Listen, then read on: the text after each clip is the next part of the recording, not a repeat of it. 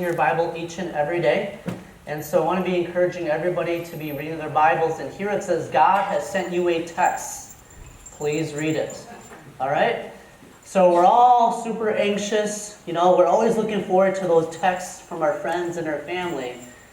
And we don't know when we're going to receive those. But did you know that God has already sent you a text message?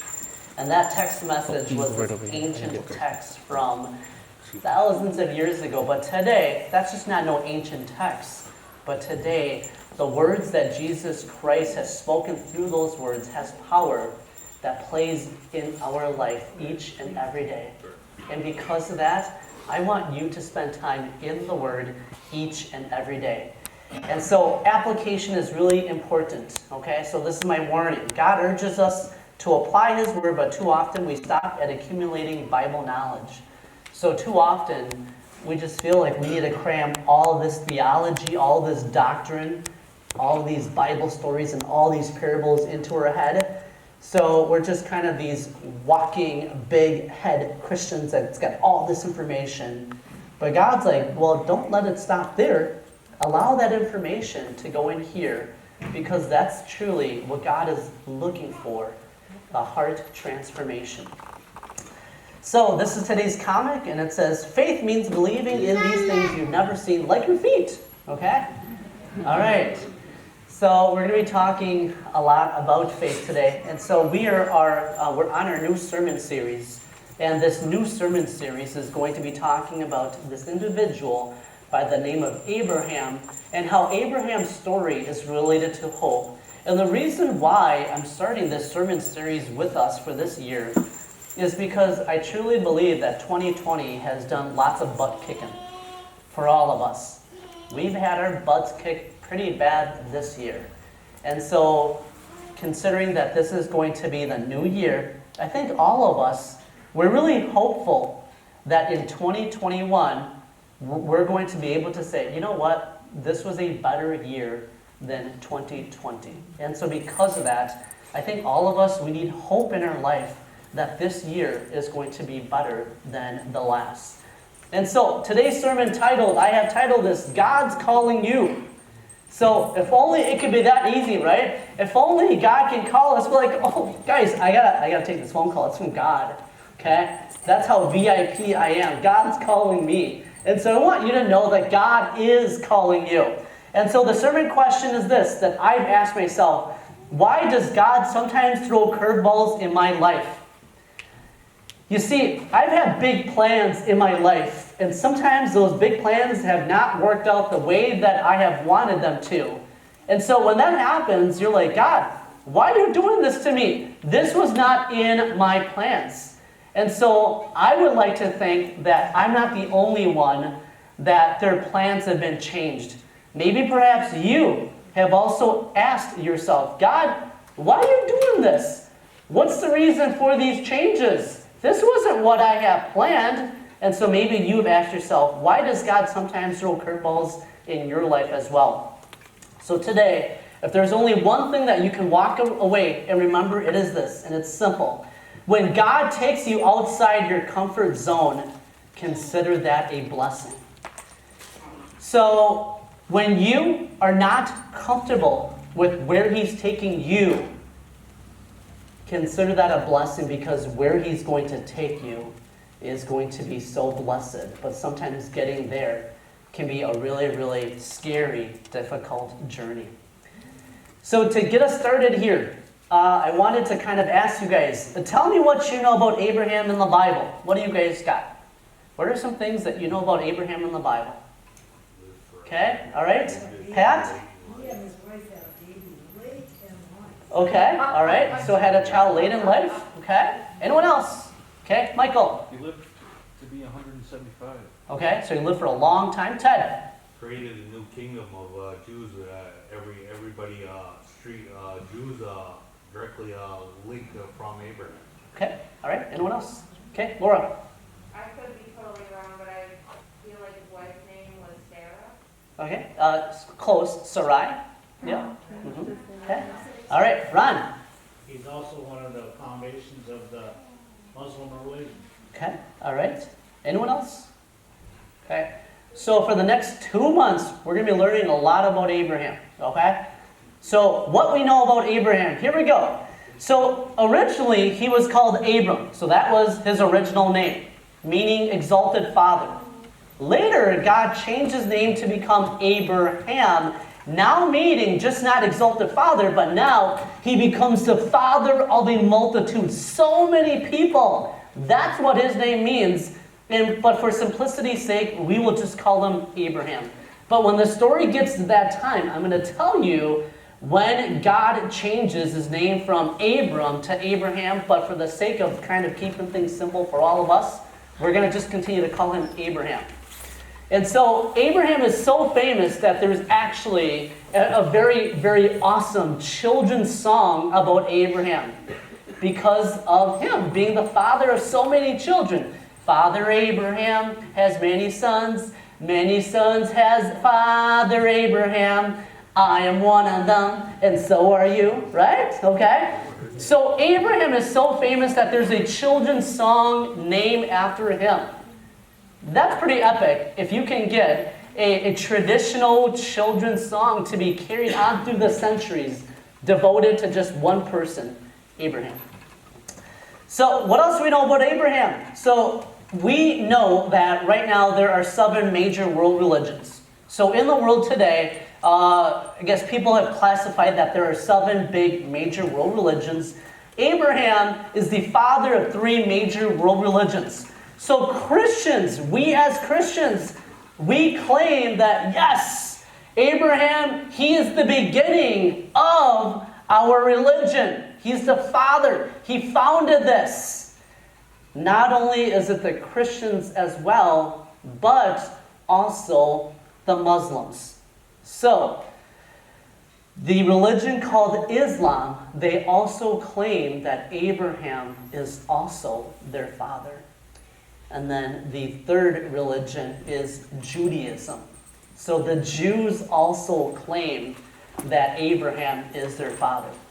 This is how important Abraham is, that in almost half the world's religion, they point their genealogy to say it's this one man. It's Abraham. So what else do we know about Abraham? Well, the book that's related to Abraham and his story, it is found in the Old Testament. So the Bible is divided into 2 parts. The first part is the Old Testament, and then there's the New Testament. Well, the story about Abraham is found in the Old Testament. Not only is it found in the Old Testament, but if we can divide that even more, we find out that the story of Abraham is found in the book of Genesis, which is the first book of the Bible. And when we read Genesis, we start off with one human being, which is Adam. And then from there, the story quickly goes to talk about the descendants of Adam. But we also know that the descendants of Adam, they were very, very sinful. They did evil in this world. And because of that, God was like, I should have never created human beings. In fact, let me start all over again. And this is how Noah gets into the scene. God's like, I'm going to start all over again. This flood's going to come. It's going to destroy all these evil people. We're going to restart humanity all over again. And then from there is the story of Abraham. So it actually turns out that Abraham is a descendant of Noah, which is really, really interesting. So what else do we know about Abraham? His childhood was spent in the city of Ur of the Chaldees. The Chaldees is an area in the Middle East. And the city of Ur is a popular Sumerian city. So just so that you guys can see. So that green part, that's the civilization of Sumer. And Sumer is known as the cradle of civilization. In other words, historians can say this is where humanity started. This is where cities first started to develop. It was in this area of Sumer. Do you know where Sumer is today? It's Iraq. Yeah.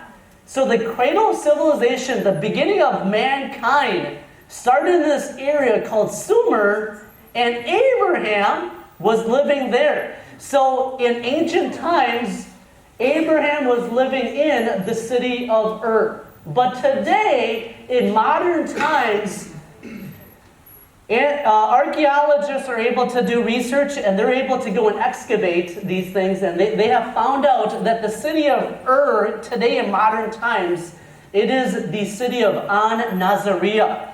These are actually the ancient ruins of Ur in Iraq. So if you were to go there today, these are the ancient ruins from the time period of Abraham that still remains. I think that's pretty cool. That's pretty epic, okay? So take a look carefully at that picture. You're like, well, those are kind of some ancient, like leftover artifacts. Look at that. So yeah, like in 2004 and 2005, I didn't go to the city of Ur, but all around Iraq, you can see these ancient archaeological sites. And what was really cool, okay? Kind of a quick side story. So when I was in Iraq, I had a black officer. And one day he said to me, "Hey gang, you know, like I remember seeing this place before already, but I can't put my finger on it." So then he thought about it. He's like, "Oh yeah, I know where I've seen this before. I saw that in the movie Moses, right?" Okay? You know, like the movie of Moses, it's such an old story, but yet, like, you can go there today and you can see these ancient ruins, and it's so rich with history that to me, it's like just to be there was like, you know, like this is where civilization started, and I'm here in the cradle of civilization. How cool is that? This is the city of Nazariya today in Iraq. When I was in Iraq, this is one of my best Iraqi friends. His name is Baha. And Baha, he actually lived in the city of Nazariya. Now, Nazariya was like 2 hours away from Samarra. And so they shipped him all the way to the north to become a soldier. And the reason why they had to do that is because it's not safe for you to be an Iraqi soldier in your own hometown, because the insurgents are going to kill you for supporting Americans. So the the Iraqi forces that were with us in the north, they came from the south where nobody knew them, so that they were going to be safer. And so that was really cool. And Baha showed me some pictures of him in Nazariya. And so that was really cool, just having that connection with the city where Abraham in the Bible came from. Now, how cool is that? Here's a fun fact that maybe perhaps you guys don't know about Iraq. Some Bible historians believe that the Garden of Eden was located in Iraq. So this used to be called Mesopotamia. Iraq used to be called Mesopotamia, which was the land between the two rivers. That's what Mesopotamia means. It's this land that's between these two rivers, and these two historically famous rivers were the Euphrates River and the Tigris. How do we know this? In Genesis chapter 2 it says, "Then the Lord God planted a garden in Eden in the east, and there he placed the man he had made. A river flowed from the land of Eden, watering the garden and then dividing into 4 branches. The first branch called the Pishon, the second branch called the Gihon, the third branch called the Tigris, flowed east of the land of Asher. The fourth branch is the Euphrates." That's in the Bible. So today, we don't know where the Pishon River is. We don't know where the Gihon River is. But we still know famously that the Tigris River is there, and we also know that the Euphrates River is there. And the cool part was that our base was right next to the Tigris River.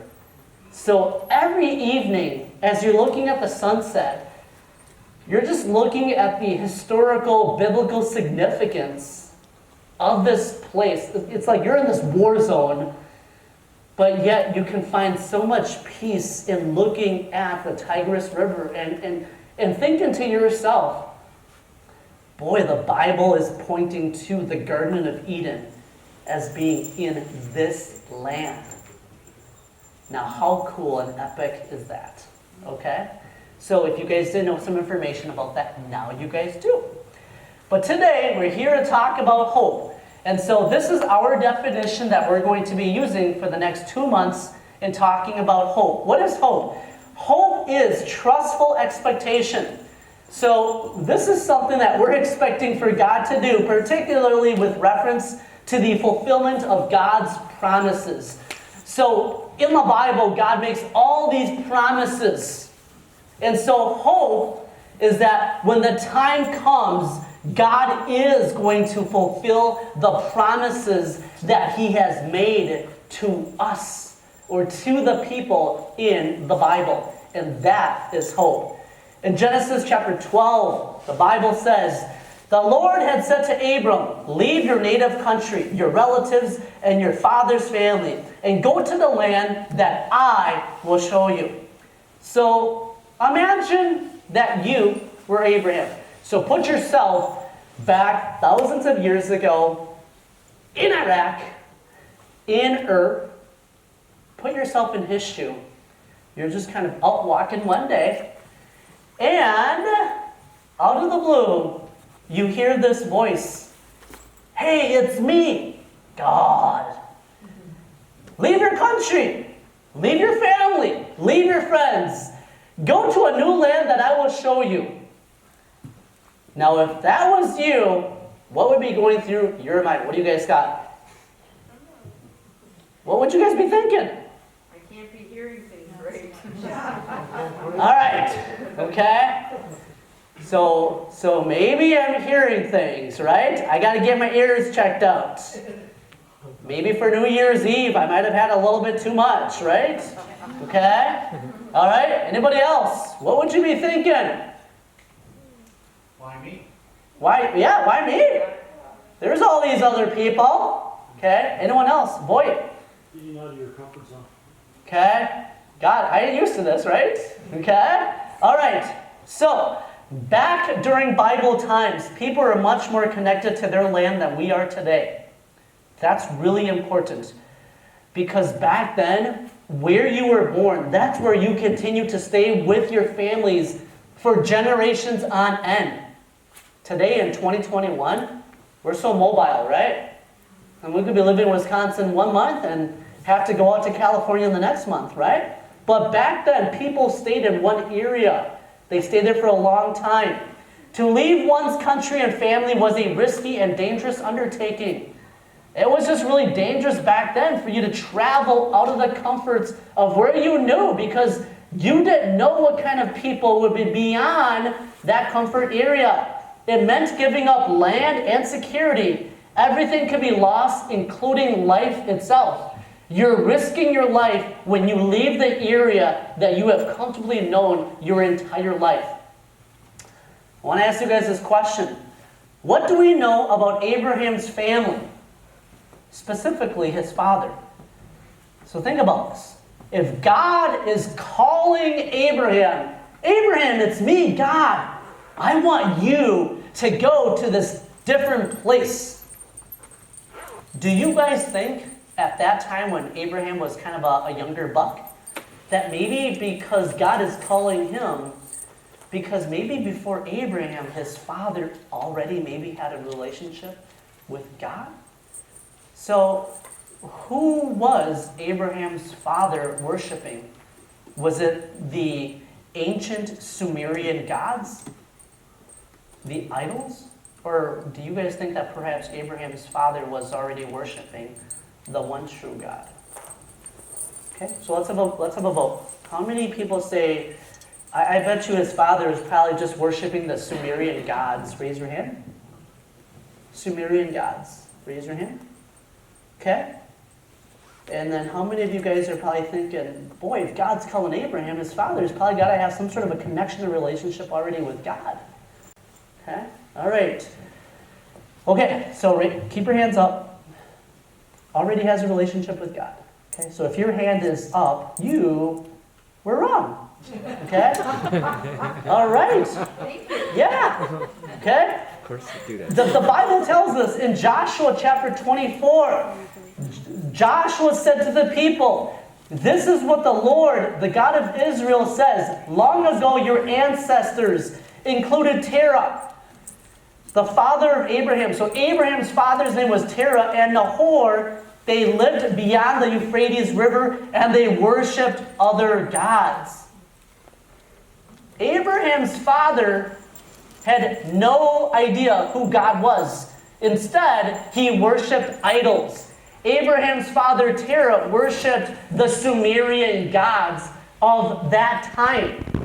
So you know what? Just because your father, your family, worships one thing, it doesn't peg you to be worshiping the same thing as your family. And we do have some people here in this room. Maybe for so many generations, your family has just worshipped one thing.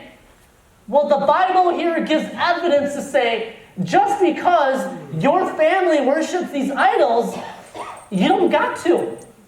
You can be the different one to say, just because everyone in my family is doing it, doesn't mean that I need to be doing that as well.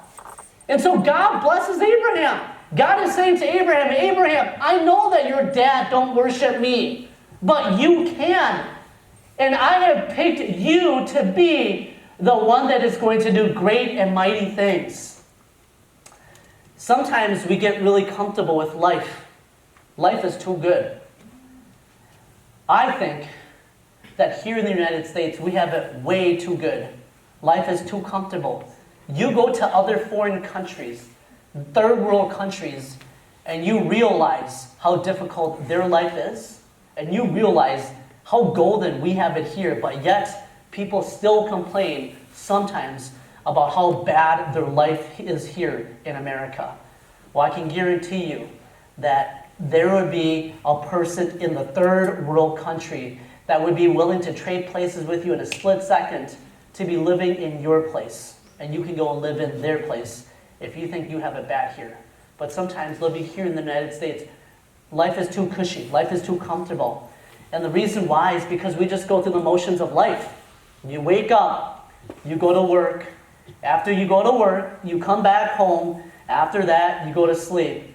And day in and day out, this just becomes the daily routine of your life. You go through the motions of life.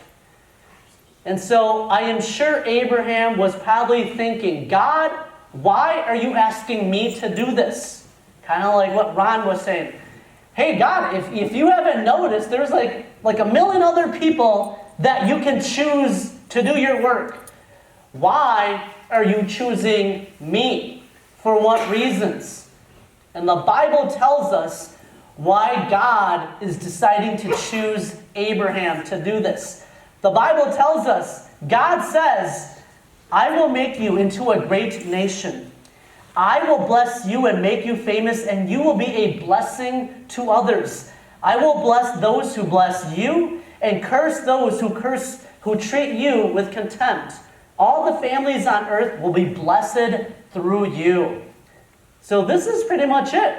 Hey, Abraham, the reason why I have picked you is because I want to bless you and your future children. Of all the people on earth that I could have chosen, it is through your bloodline. It is through your genealogy that I'm going to bless you and everyone after that. And that's the reason why, because I love you and I want to bless you. Okay? And so, why do I say this? Because I am sure at this point Abraham was really content with where his life was at. But the really cool thing is, God steps in and God says, you know what? Abraham, you think that your life is good? Well, I've got even more blessings to give you. I've got more things that I want to give to you. So God doesn't call us out to do something because he's bored. So God isn't picking you because he's got nothing else better to do. So you know what? He threw that dart against the board, and guess what? It landed on your picture, so God's choosing you, okay? That's not how he does it. God also doesn't choose you just because he's mean. Ha ha! This guy has had it too easy. Let's turn his life around. It's just not like that. Or that he wants to laugh at us when we fail. Oh, I just know this challenge is beyond what this person can handle. I just can't wait to see them epically fail. No, that's not God. He just wants to bless you. Are you ready in this new year to step out of your comfort zone and say, hey, God, I truly believe that you've got more for me. And your words tell me that when I step out in faith to what you want me to do, your words have already said there are going to be blessings for me. Just like how Abraham stepped out of faith and he put all of his hope in God, and God was saying, and I'm going to bless you. Genesis chapter 12 says, whatever is good and perfect is a gift coming down to us from God our Father. So the person that you love is a blessing from God. The children that you get to hug and kiss is a blessing from God. The job that you have so you can provide for your family, that's a blessing from God. So I want you to know that all these good, great things that you have in your life right now, it wasn't you.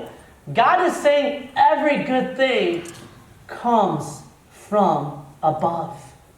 And there is more good things that he wants to give to us if we are just willing to step out of faith and say, God, you don't want me to just go through the daily routines of living life, but there's something more that you want from me. And how many times in our life have we not received God's blessings because we decided to not do and obey God? How many times have you had that conviction in your heart? And how many times have God compelled you to do something, say something, and you just kind of just brush that to the side?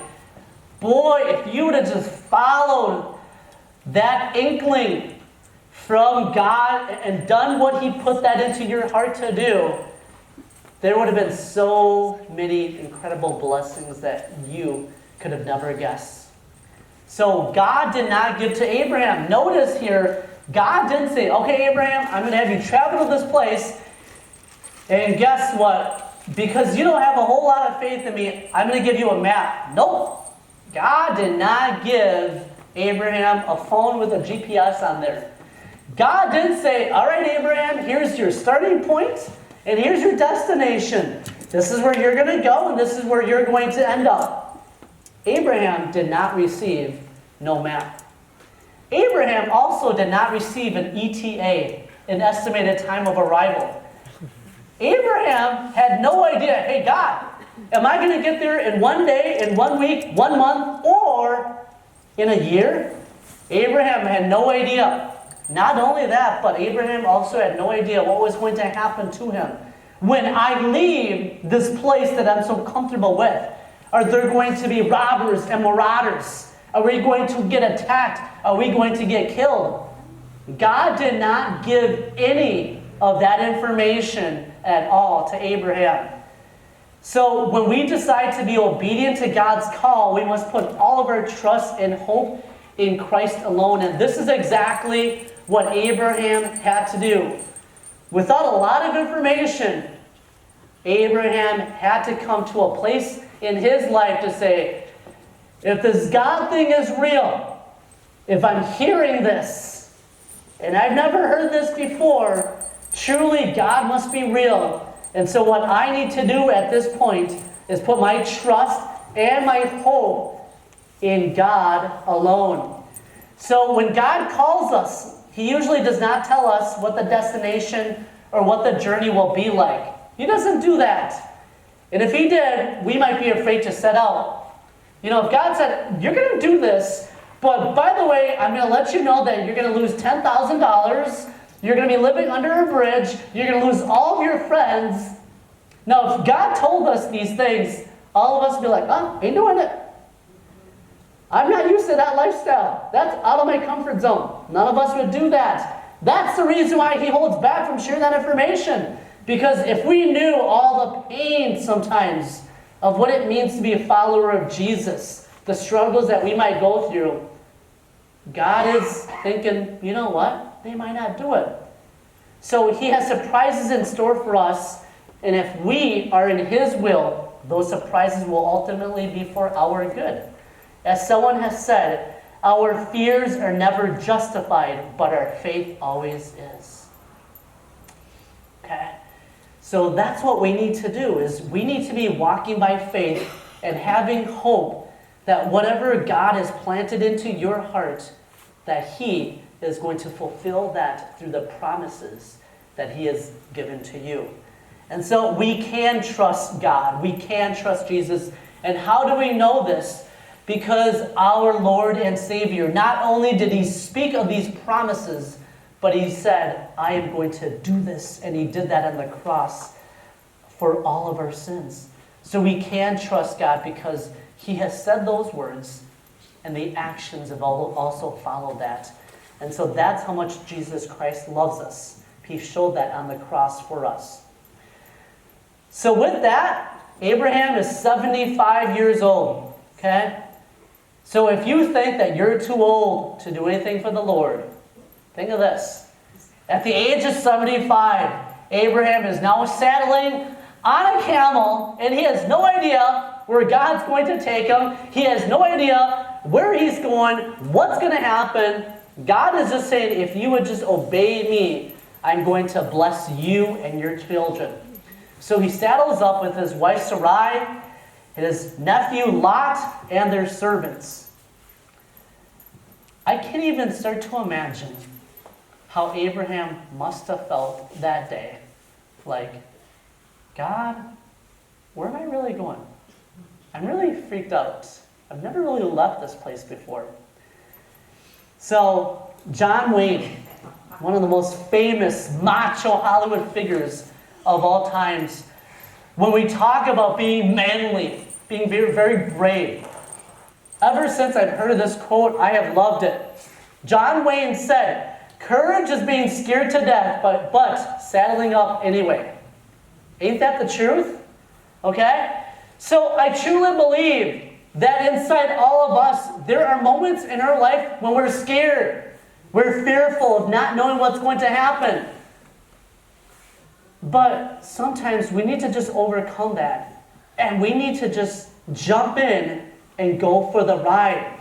Okay? And so I like to kind of put a Christian twist to this quote. Instead of courage is being scared to death but saddling up anyway, I like to think that courage is being scared to death but trusting and hoping in Jesus anyway. We're scared. But in Jesus we can put our trust and our hope in him. And it is through him that is going to allow us to receive our blessings. So yes, God gave Abraham tremendous promises of great blessings. But before Abraham could get those blessings, he first had to leave and go. God's like, Abraham, if you do this, I am going to bless you. But those blessings were not going to come until the very moment that he was going to walk in faith in the Lord. So I'm sure Abraham was probably thinking, all right, how is this going to happen? And the only way for this is to happen is that he needed to put his complete faith and his hope in God alone. So the first steps needs to be a step of faith and trusting in the Lord. All of our hope has to be completely in God alone. So everything that we do, it needs to be done in faith, done in hope, trusting that God is going to go before you, and he will. And nowhere else in the Old Testament is there a greater example of faith and obedience than that demonstrated here in Abraham. So in the Old Testament, there is not a single person that demonstrates the greatest faith and hope than Abraham. Going into the unknown, not knowing what's going to happen, just because God has called you. So in completely dropping everything to follow and obey God, Abraham has given us a model of discipleship. Discipleship is following Jesus. Abraham is probably the original starter the original person in the Bible when it comes to really following God. And today we use that term discipleship. Discipleship is following Jesus. Because what did he have to do? In Luke chapter 14, it says, "So you cannot become my disciple without giving up everything you own." So here Jesus says, okay, if you want to follow me, you've got to love me. You can't be loving money. Because if you love money and you love me, both of those things don't go hand in hand. It's not going to work. If you love your free time, if you love your toys or whatever, and if you're still more into that, you can't follow me. But if you want to follow me, you have got to give up everything that you own. God truly wants your entire heart for him. So Abraham was willing to let go of everything to follow Jesus. Everything included. Family, friends, wealth, reputation, comforts. Think about your life today. Think about everything that you have. If God was to call you today and say to you, I want you to go here, would you be a man or a woman of faith to follow God? Not too many people can. Abraham is a figure of great faith in following God. So how about you? Would you be willing to let go of everything in order to obediently follow Jesus? So with that, they left the city of Ur, they went to the north, and eventually they made it to the south. And in the south, they were going to arrive in this area back then that was known as Canaan. Today we call that Israel. In Romans chapter 4, verse 18, the Bible says, "Against all hope, Abraham in hope believed." So how did Abraham do this day after day after day? It was because he put his hope. God, if this is you, I am trusting and believing that you're going to take me away from the city of Ur, and you're going to get me to the destination of where you want me to go. And through that process, each and every day, Abraham had to travel in hope, believing and trusting in God alone. Okay? So this is my inspiration for you guys. So my inspiration is my own personal journey of being called to be obedient to the call of God. Some of you guys know this story, some of you guys don't know this. And so I hope to just be a little mini inspiration for all of you today. This is my personal story of being called to serve God. So last week, like I was saying, back in 2005, just horrific things were happening. And after you see little children get blown to bits, okay? After you get to see your friends get blown up in front of you, that really starts to kind of mess with your head. If your friend can die, then you're thinking that you can die. And I did not want to die in Iraq. So I made a promise, and this promise was this. God, if you can get me out of Iraq alive, when I come back to Wausau, I'll do anything you want me to do. You just got to get me out of Iraq alive. And so I was now putting my hope that God is going to be my only person that's going to be able to save me. Fast forward 10 years. And I was just sitting on my lazy butt doing nothing for God. And God had been waiting for 10 years. And so then one day, I started to get this really bad conviction in my heart, like, I'm supposed to do something for you, God.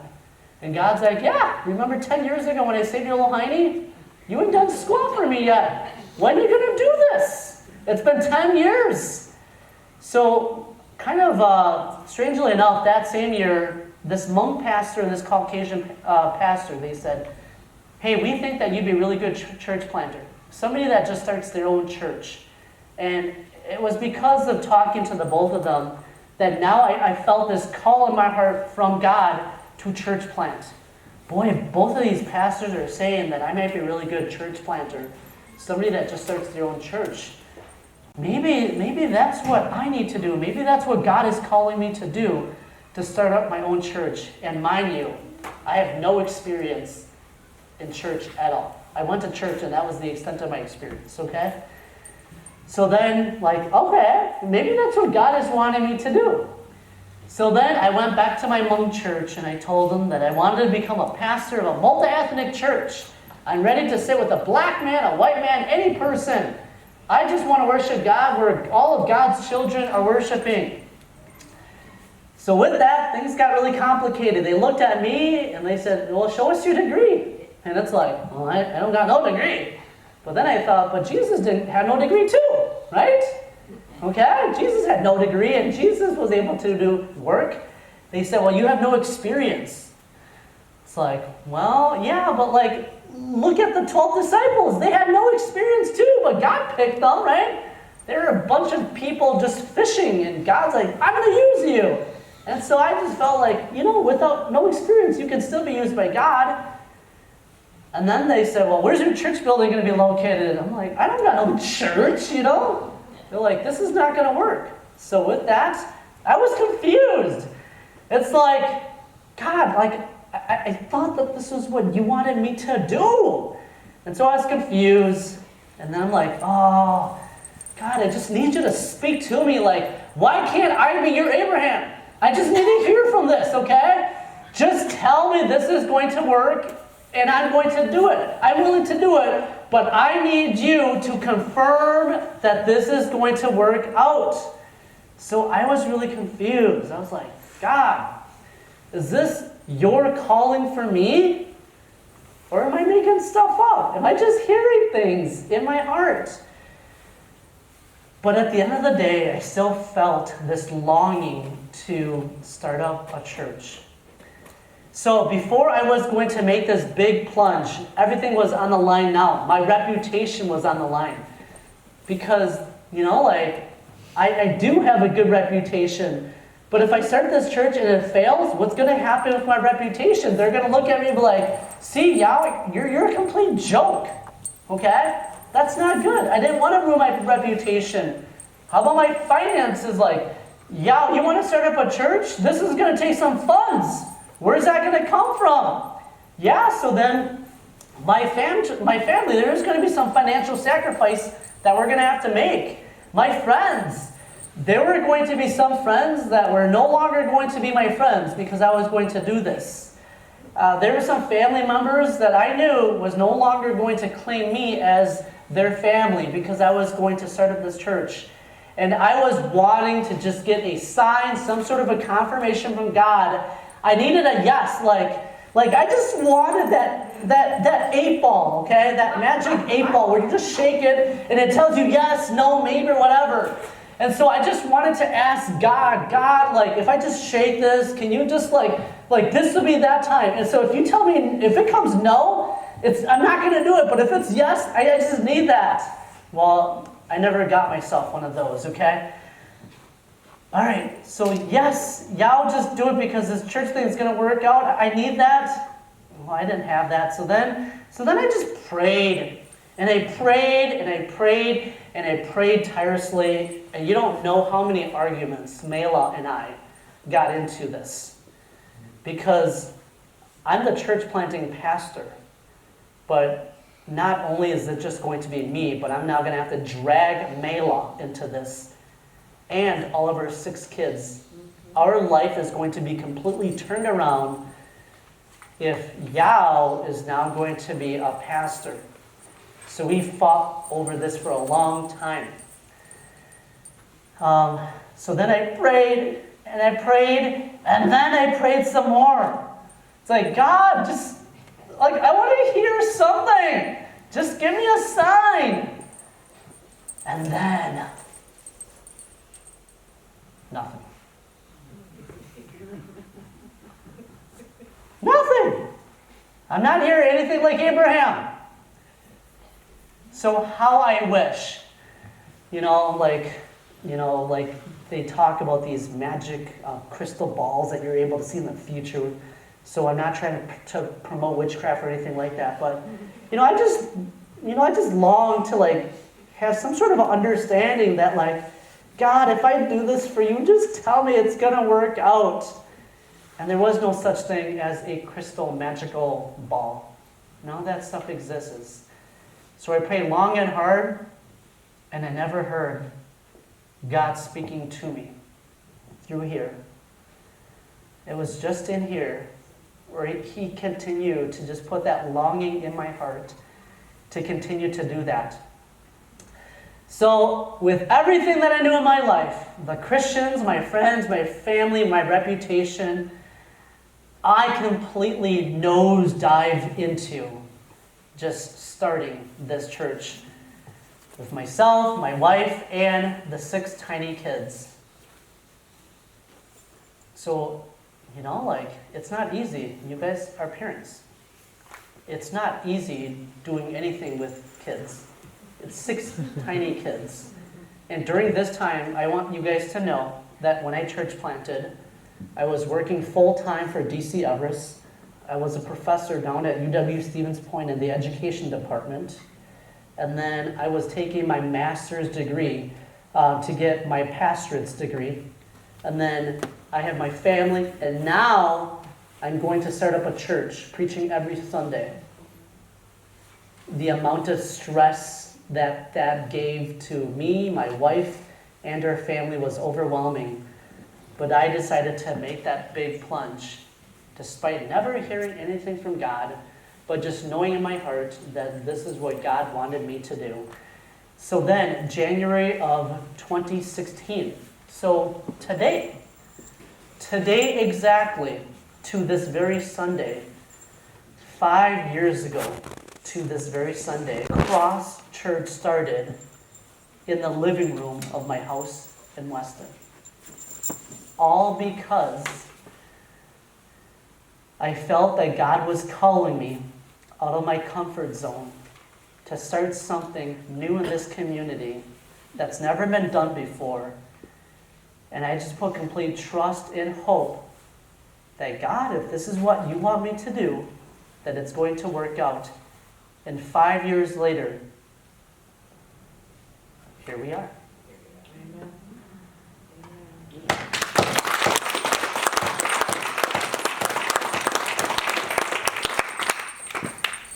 And 5 years later, still walking in trust and in hope.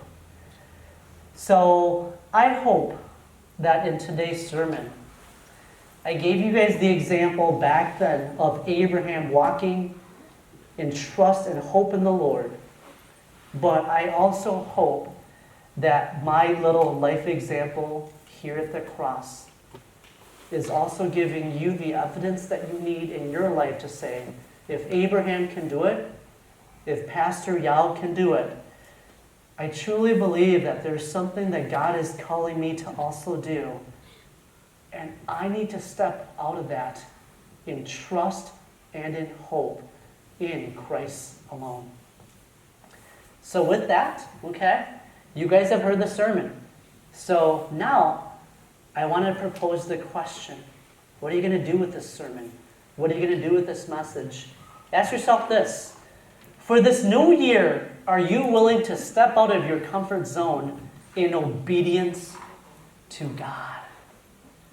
In 2021, are you willing to be obedient to the call of God, stepping out in complete hope?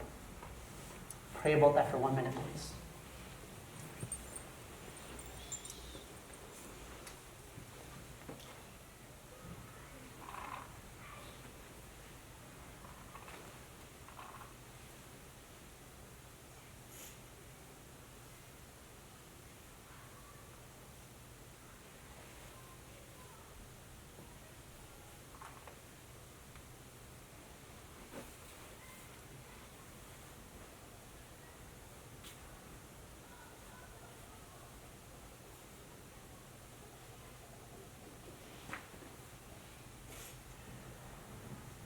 So here at the end, this is the reason why today's sermon question was, why does God sometimes throw curveballs in your life?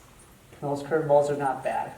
They're actually good. They're a blessing, because when God takes you outside of your comfort zone, consider that a blessing. God's going to bless you. He's going to bless others because of your step of faith. And that's the reason why today's sermon title, God's Calling You. Are you ready to step out and answer that in faith and in hope?